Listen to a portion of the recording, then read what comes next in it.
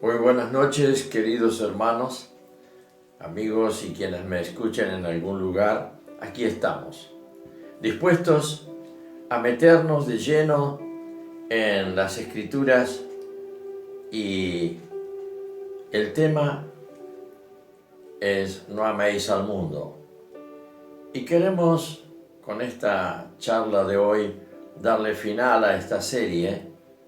No es porque se agota el tema, sino porque, quizá en otro momento volveremos a retomar este tema de nuestra relación con el mundo, que siempre nos pide una entrega parcial o mínima parte de nuestro corazón.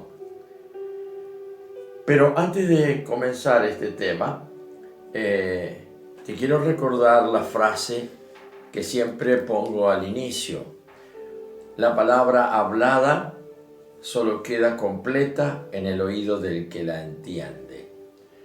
Yo voy a hablar esta palabra, pero quisiera que llegara a tus oídos, o a tu oído, o a tus oídos, lo mismo, llegara como palabra de Dios, para que sea simplemente, yo sea un transmisor sin tener parte en lo que Dios quiere hacerte llegar en esta noche a tu corazón, a donde está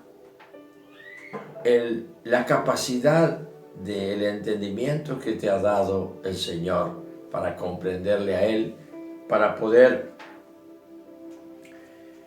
practicar y tener en cuenta en ese ejercicio permanente y esa fe de que puedes pensar como Él piensa.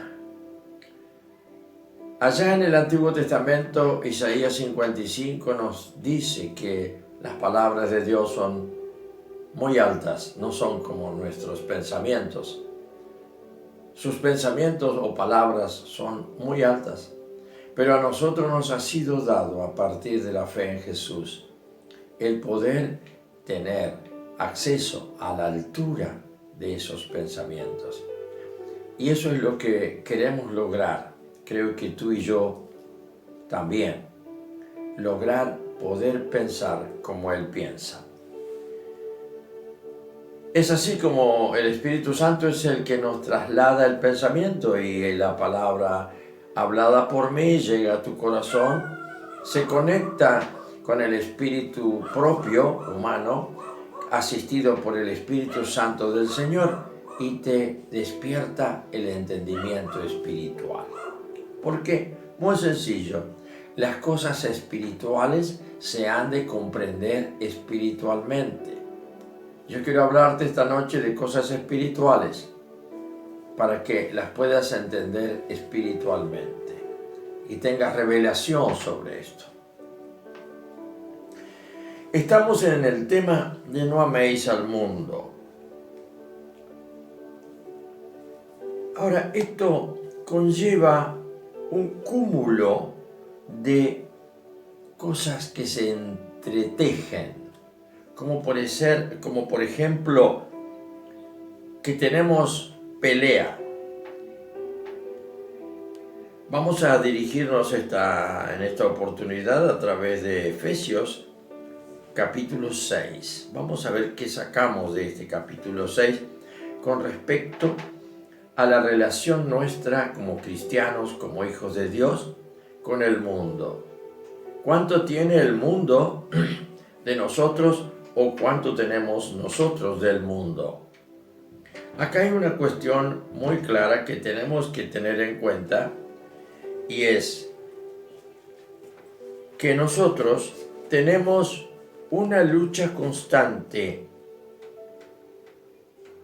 y necesitamos estar pertrechados de un armamento, tener armas. Pero evidentemente que no son armas naturales, sino que son armas invisibles, que solo las podemos manejar desde nuestro espíritu. Vamos a ver el versículo 10 del capítulo 6 de Efesios para centrarnos en esta realidad que siempre la tenemos como accesoria o que está más allá de nosotros. Intenta meterte en esta realidad. Empezamos por el versículo 10. Por lo demás, hermanos, dice el apóstol Pablo, hermanos míos, fortaleceos en el Señor y en el poder de su fuerza. Y acá hay una cuestión de que de pronto queda a la vista que necesitamos estar fuertes como un guerrero, que necesitamos estar fuertes en el poder de su fuerza.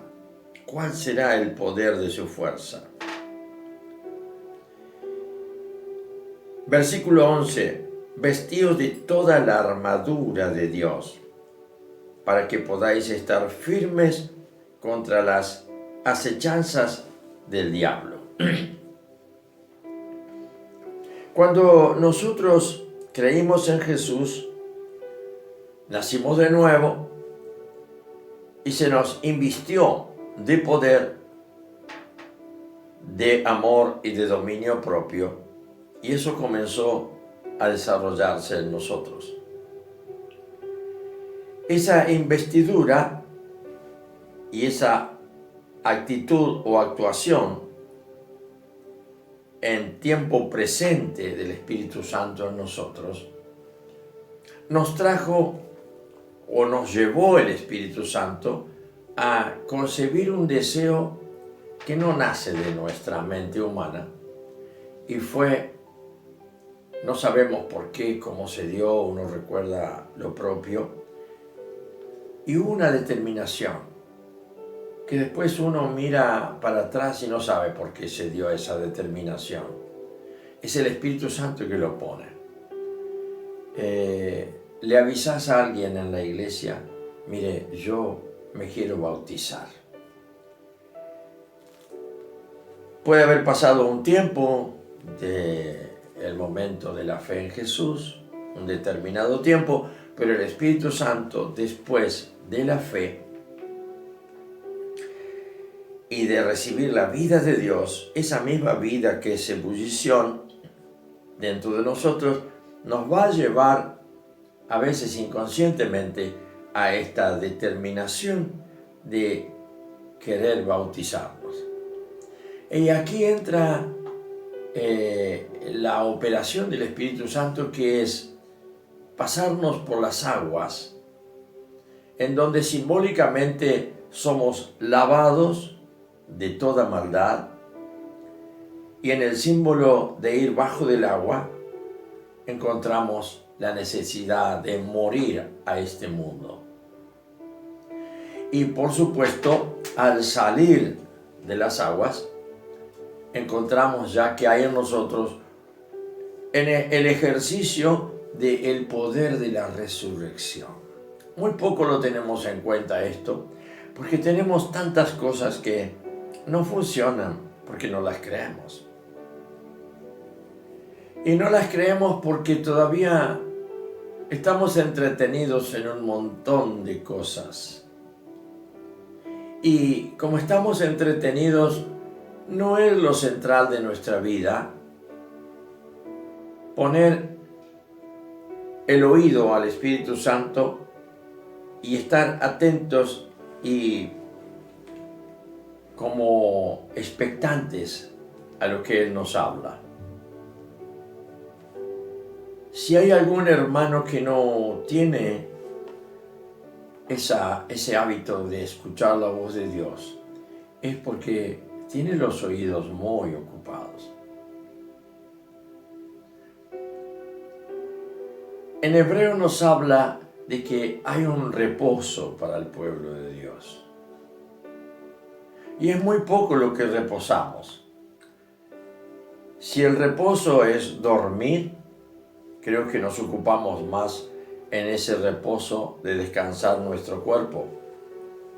Pero no le damos lugar a que la mente repose y a que nuestro espíritu también repose, y en ese reposo estemos como preparados para escuchar aquello que es tan sutil como la voz interior del Espíritu Santo de Dios.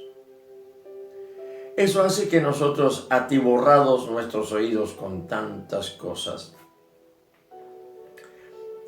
demos lugar a lo que quizá experimentó el apóstol Pablo, para lo cual una conclusión la tenemos clara en las Escrituras, que nos dice: tengan cuidado, no apaguen el Espíritu Santo, porque cuando se apaga no hay más sensibilidad espiritual. Y la única sensibilidad que queda es la de la mente pensante. Y nosotros, consciente o inconscientemente, podemos llegar a concebir, a pensar, a aceptar que estamos bien, porque pensamos en los versículos. Y en su lógica de contenido también lo tenemos en cuenta. Pero el Espíritu Santo se apagó, no habla más. Y nuestro espíritu está como, triste. ¿Y dónde nos damos cuenta que el Espíritu Santo está apagado? En el versículo que dice: no contristéis al Espíritu Santo de Dios. ¿Cómo nos damos cuenta cuando el Espíritu Santo está triste? Dios sufre, Dios padece, Dios tiene sensibilidad, por eso ama y por eso sufre. De manera que cuando apagamos al Espíritu Santo, el Espíritu Santo se retira con tristeza y nos deja ese estado interior de un sabor a tristeza en nuestro espíritu. Pero la mente no hace caso de eso. La mente sigue ordenando versículos y manejando teología y conocimiento de Biblia, lo que fuere. Y sobre todo, la mente va a las experiencias del primer amor, aquello tan hermoso que vivimos. Pero ahora todo aquello es considerado como una sensiblería del pasado. Ya cuando oro no hay necesidad de derramar lágrimas, puedo orar y hablar con el Señor como amigo, como Dios, como lo que sea. Y ya no necesito tampoco nada más que mi capacidad de pensar. A partir de ese momento es que se acerca el enemigo y ahí es donde necesitamos una renovación de fe y una renovación de nuestro bautismo. Porque en el bautismo lo primero que nos pregunta la persona o el ministro que va a bautizar es: si aceptas al Señor Jesucristo como tu único Señor y Salvador. Sí, claro. En el grado de emoción que te asiste por medio del Espíritu Santo. En el grado de obediencia que sí, yo quiero, un deseo grande. Pero después te lleva así. Aceptas, o mejor, rechazas.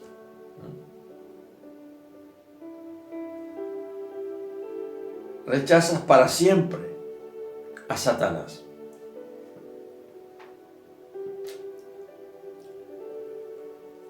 Y luego viene: rechazas al mundo.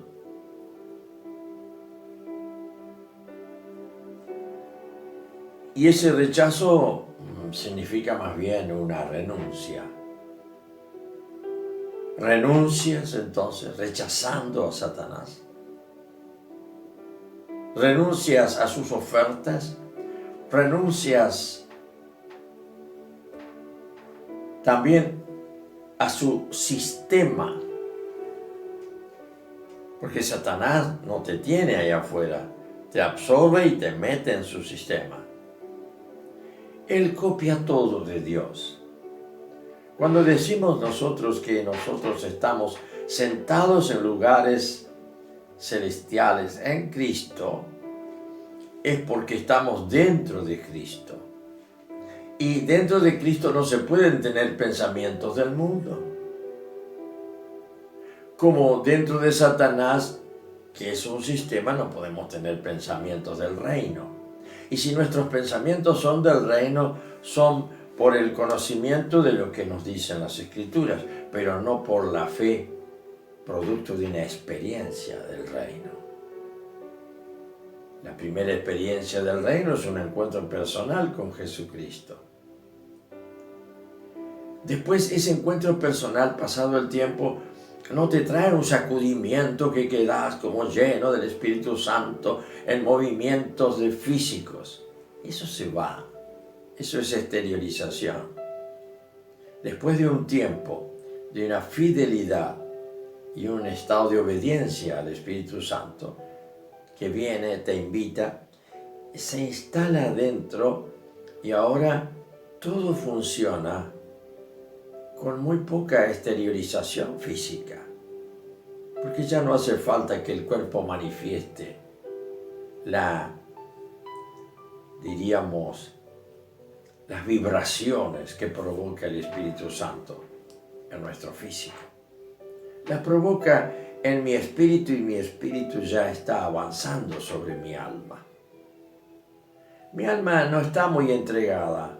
La concupiscencia de la carne siempre está ahí como dispuesta a actuar. Pero ya el espíritu mío, asistido, refrendado, respaldado por el Espíritu Santo, ya tiene autoridad sobre mi alma. Entonces mi alma viene y suplica tal cosa. Concupiscencia de la carne me suplica, pero ahora mi yo está centrado en mi espíritu, no en mi alma. Para el mundano, el yo está centrado en el alma. Aquí presentamos entonces los dos sistemas. El estar sentado en lugares celestiales en Cristo es porque yo ahora me sujeto al sistema de manejo y de gobierno del reino de Dios. Y yo ahora soy consciente de que estoy inmerso, inserto en este esquema que no tiene nada que ver con el mundo. Y que me doy cuenta que, lamentablemente, en el balanceo, de pronto participo de la izquierda y de pronto participo de la derecha. De pronto estoy como convencido de las cosas del mundo y las tengo como buenas en una especie de una nube de colores. Y de pronto viene una luz de la derecha, digamos así, y me doy cuenta que eso es engañoso. Y allí puedo seguir con eso como que, bueno, no es para tanto. Tampoco hay que ser fanático. Cosas también que son del mundo y están sembradas en mi corazón. Y que se juegan una especie de búsqueda de relación entre todos esos principios del sistema del mundo. Por eso, en el bautismo es el momento, uno no sabe lo que dice, pero está bajo la presión del Espíritu Santo. Y la pregunta es, ¿renuncias al mundo? Sí, renuncio. Pero desde la palabra renuncio a que después ese mundo no exista más en tu vida, no. Ese renuncio, ¿sabes lo que significa? ¿Y para qué es fuerte esa palabra que sacó el Espíritu Santo de tu decisión? Que estarías en el agua hasta el pecho para meterte debajo. Ese renuncio es lo que puedes dejar a favor del Espíritu Santo. ¿Por qué? Porque cada vez que participes de algo del mundo que ya dejaste por tu palabra, el Espíritu Santo viene a recordártelo. O sea, no va a encontrar una falencia en que por no habértelo hecho ver, ahora Dios es el culpable de que te pase eso. El Espíritu Santo viene y te constriñe y no te acusa, pero a tu conciencia aparece algo que tan finito, tan delicado, participaste del sistema, del mundo. Y uno cree que participar del sistema o abrirse del sistema, como muchos pueden creer, bueno, yo me aparté del mundo, ahora me dejo, ¿no?, un hábito de, no sé, ya camino de otra manera, no hago más ninguna chiste, cuento que sea verdoso, que sea pesado. Es como que veo que el mundo se me está escapando de las manos y alguien lo está limando, lo está puliendo. Pero ¿cómo participo todavía de eso que yo renuncié? No, es que el proceso es largo. Porque nosotros tenemos el mundo metido adentro de tal manera que si lo renunciamos es como algo que es para todo el proceso de tarea del Espíritu Santo. Siempre el Espíritu Santo va a venir y te va a decir, ¿te acordás cuando renunciaste al mundo? Mírate ahora, te presenta el espejo. ¿Cuál es el espejo de nuestra conciencia? Jesús. Te presenta a Jesús, pues sí. ¿Qué dijo Jesús? Yo no soy de este mundo. Y te ves mal y tu conciencia te acusa. Y no te queda otro camino que arrepentirte. Una cuestión entre Él y vos y Él. No es una cuestión de la conciencia de haber pecado. No sé si has pecado. Lo importante es que cuando veas a Jesús, te veas en el estado en que estás con respecto a su palabra. Yo he venido del Padre, yo no soy del mundo. ¿Y qué le vas a decir?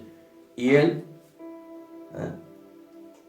Entonces, de pronto aparece la figura. Sí, pero yo estoy sujeto al mundo y no puedo soltar. Ahí viene esa actitud de fui marcado para salir del mundo.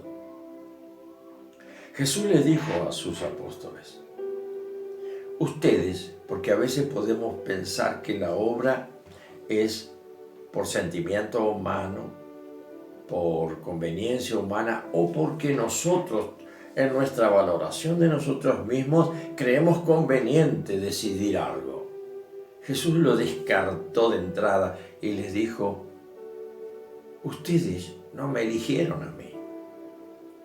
Yo los arranqué a ustedes del mundo.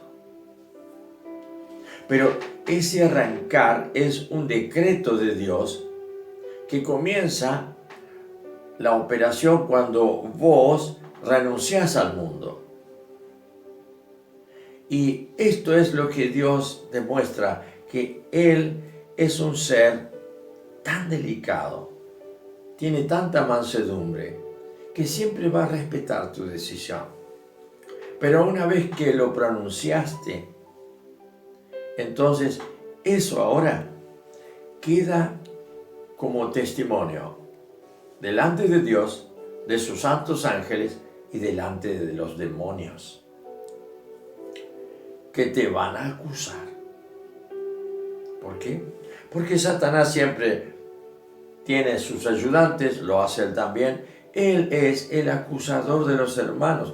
Ustedes fíjense que yo no me salgo de la Escritura. Les estoy poniendo un versículo de un lado, otro versículo del otro, que refrenda la situación del creyente. que está totalmente atrapado por la revelación de las Escrituras. No tiene salida. Ahí nomás, en el versículo que acabo de decir, ustedes no me eligieron a mí como una opción. Muchos creyentes creen que son, como diría, protagonistas de su fe. Al contrario, la Escritura nos habla de que nosotros hemos sido llamados para obedecer a la fe. ¿A qué fe? ¿Y a la que yo tengo acá? No, a la experiencia sensible en mi interior, en mi espíritu. Que yo sé que eso es así. Yo ahora lo sé, por eso tengo que obedecerlo. A un animal hay que darle con el látigo para que obedezca. Así se doma un caballo, así se doma un perro, así se maneja para disciplinar a un animal.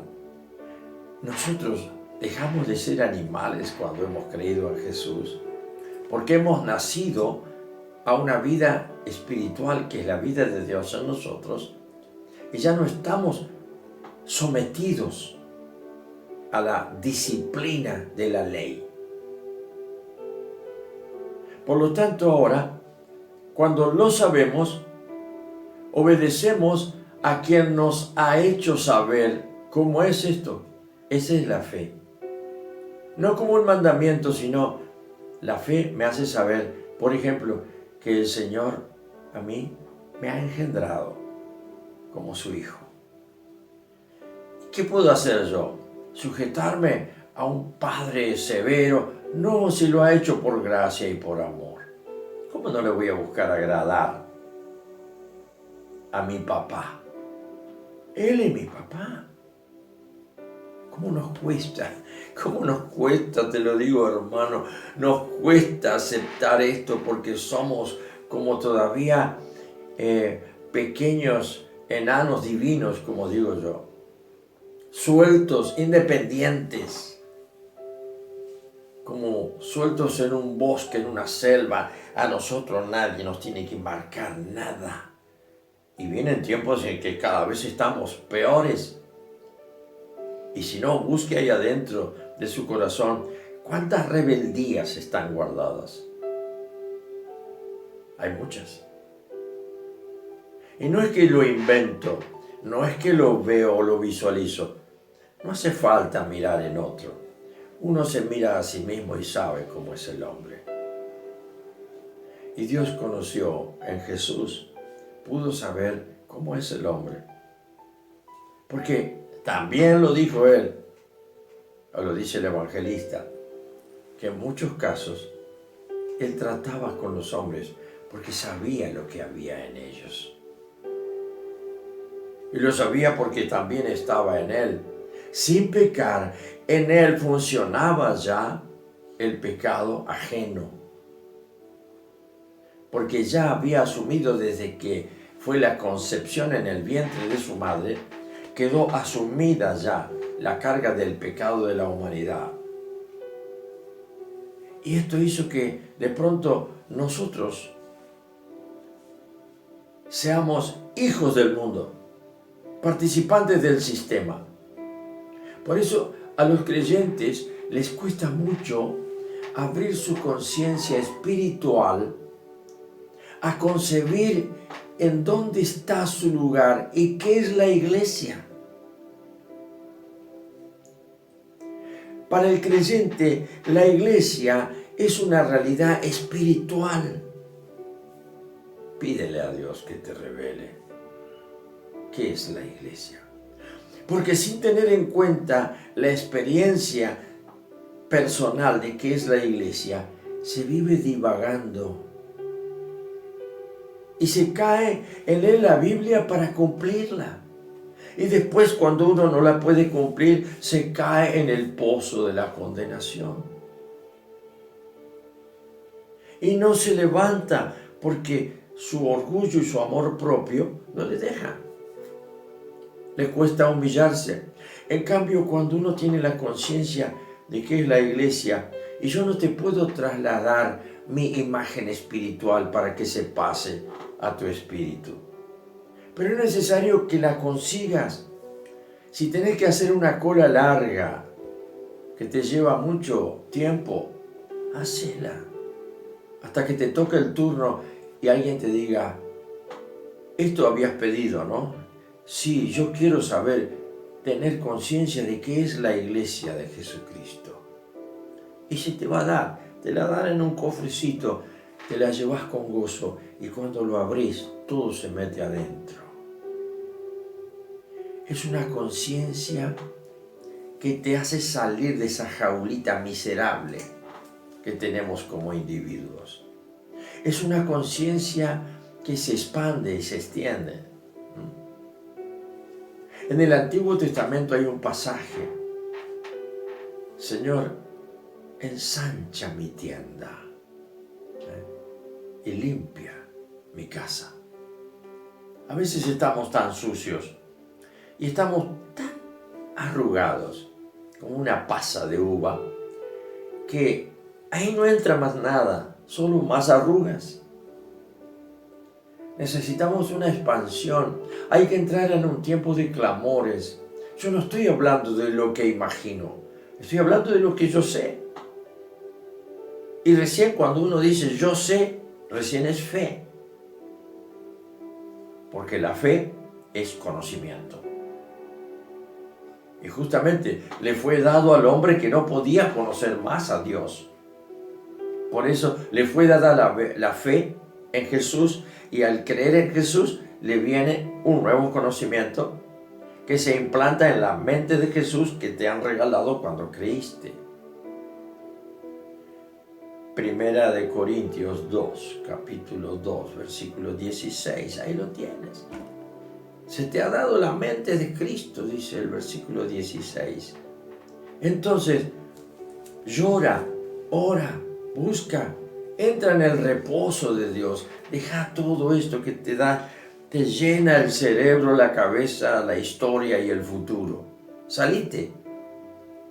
Estás enjaulado en el sistema del mundo. Esta noche te estoy hablando de lo que es el mundo, a lo cual renunciaste.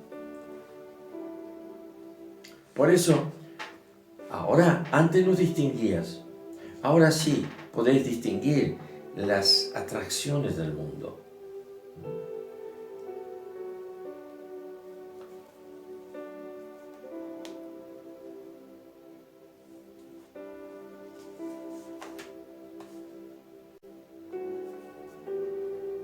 No améis al mundo, ni las cosas que están en el mundo. Versículo 15 de Primera de Juan, capítulo 2. Si alguno ama al mundo, si tenés un poquitito de tu corazón prestado o regalado al mundo, ¿y qué sería esto? Sentimientos puramente del alma, en donde no está el Señor primero. Donde tu espíritu le da cabida a los sentimientos del alma como una concesión. Y entonces en tu espíritu hay un espacio donde el alma funciona. Y el Señor dice, bueno, ¿hasta cuándo será? Porque este espacio es mío y Él se atreve a cederlo. Y a veces sentimientos nobles porque el alma no tiene todo de maldad. Sentimientos hermosos, sentimientos familiares, sentimientos de sangre. Pero no está Dios allí porque no es el espacio. Sin embargo, si no dejamos, si le damos primer lugar a Él, podemos tener manejando estos sentimientos que están en nuestra alma, pero como regulados por el Espíritu Santo que orienta, aconseja a mi espíritu y da la clave cómo tengo que manejarlos y qué lugar ocupan en mi vida. Si no, se arma un desequilibrio y yo siempre corro para allá y me topo con un muro, después corro para acá, otra vez muro, siempre encuentro un muro en donde choco y nunca. Y después voy a la Escritura y no encuentro nada. Porque la Escritura es un libro que contiene símbolos, que son las letras, nada más. Palabras simbólicas, nada más. El contenido, la significación, la da el Espíritu Santo. Así que no améis al mundo. Y por eso yo había titulado, en base a este versículo, con el cual termino en esta charla hoy, no améis al mundo, ni las cosas que están en el mundo. Y acá viene, las cosas que están en el mundo llegan a mi alma por medio de los sentidos. Se instalan en mi alma, toman un lugar. Y yo, como no entiendo la diferencia entre el Espíritu Santo, mi espíritu, lleno de vida de Dios, pero se distrae mi espíritu, el alma da señales de que el yo es fuerte y dice, no quiero y no quiero. Como un bebé de 3, 4 años que lo único que sabe decir es no quiero. Entonces, se da esto. Ni las cosas que están en el mundo, no ames. No le dejes parte en tu corazón. Si alguno ama al mundo, el amor del Padre no está en él. Y grave, porque el Señor me ama, sí, te ama. Yo, tu gracia, Señor, sí, estás bajo la gracia. Pero ¿por qué en la iglesia de Apocalipsis el Señor reclama? No me acuerdo cuál era, de las 7. Haces buenas obras, te dedicas a esto, estás atendiendo a los pobres, ayudas a uno, ayudas a otro. Pero ¿sabes qué? Algo tengo contra ti. Has dejado tu primer amor. Y el primer amor fue centralización total de ese milagro de haber nacido de Dios. El cambio de tu personalidad. ¿Y por qué se apaga? ¿Por qué hay cambio? Porque el mundo no se desanima con vos.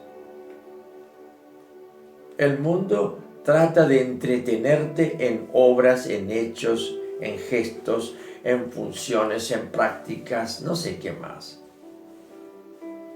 Y cuando dejaste ese centro, que es el primer amor, comienza y se cumple esto que estoy hablando ahora. Si alguno ama al mundo, el amor del Padre ya no está en él. No es tan difícil comprenderlo, y por esto mi frase primera de hoy te deja de esta manera. Creo que esta noche te vas con un entendimiento de cómo funciona tu voluntad, tu vida, tu conciencia, tus pensamientos, de qué lado están. Porque todo lo que hay en el mundo, los deseos de la carne, y que a veces no son malos, son legítimos, porque no dice yo esto, ¿quién me prohíbe? Pero uno no ve más que la punta de la nariz y avanza, y no era así. Todo lo que hay en el mundo, los deseos de la carne, los deseos de los ojos, ya ahí vamos a la tentación. Y la vanagloria de la vida, buscar sobresalir y tener un consenso que te asegure cierta condición de aprecio del entorno, y ahí querés descansar. Y ya dejas de descansar en ese secreto de amor tan íntimo con el Padre. Todo eso no proviene del Padre, sino del mundo. Y el mundo pasa y sus deseos, pero el que hace la voluntad del Padre permanece para siempre. Esto proviene de la intimidad con el Señor. O sea que nuestra vida está jugada tanto cuanto estamos en la intimidad con el Señor. Y es una intimidad que uno no la anda aflorando por todos lados, sino que es el secreto del gozo profundo que llevas adentro. El gozo del Señor es mi fortaleza, el gozo del Señor es mi fuerza, el gozo del Señor es mi vida, es todo, el Señor. Pero cuando el Señor se vuelve algo así como un ruido a lata, que ya no tiene sinfonía, ya no tiene acordes, ya no suena musical, entonces es algo que irrita a mi propia conciencia. Lo dejé sentir. ¿Qué pasó? ¿Qué hice? Mira, hermano, y ese que quede como un consejo final de esta serie, No améis al mundo. Tírate al piso. Aunque no sepas qué es lo que hiciste, estás sintiendo el efecto de haber dejado de lado la gloria de Dios y ya no tienes para mirar su rostro. Lo buscas y ya no lo encuentras. Así que eso solo se recupera en el piso con lágrimas de arrepentimiento. Y así entonces, lo último que te puedo decir es, no améis al mundo.